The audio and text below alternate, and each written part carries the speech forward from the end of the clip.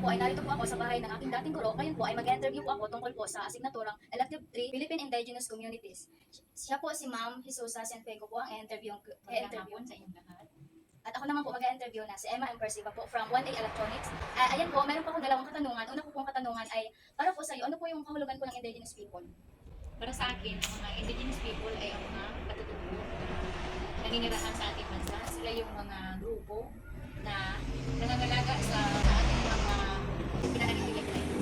Isa sa mga halimbawa ng mga may tuturing natin ng mga indigenous people ay ang mga Aitas o yung mga Agta. At isa pa sa mga pwede natin ibigay na halimbawa ay yung mga Igorot sa Baguio, sa Banawi.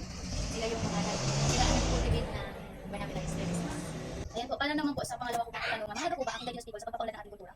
Sa tingin ko, mahalaga ang mga indigenous people o mga katutubo sa pagpapaunlad ng ating kultura kasi sila na lang yung mga tao na natitira na nangangalaga sa ating mga paniniwala, tradisyon at kultura. Kasi, halimbawa, yung mga Igbo, hindi pwede na merong basta-basta papasok na lang sa kanilang lugar. Kasi itong mga indigenous people na ito ay sila yung mga taong parang exclusive. Kung ano yung pinaniniwalaan nila, yung mga beliefs nila, kailangan mapaligtigan nila ito at di basta-basta napabago ang kanilang paniniwala. Halimbawa, dito sa atin sa Bicol, ang meron tayo ay ang mga Aitas or Agta. Ang halimbawa natin na kumbaga may pagmamalaki natin ay yung mga nangahabi, yung mga anong tawag dito, itong webbing na ginagawa ng mga natutubo natin na ano yun, Emma, Maguindanao, saka sa yung mga Igorot na dyan.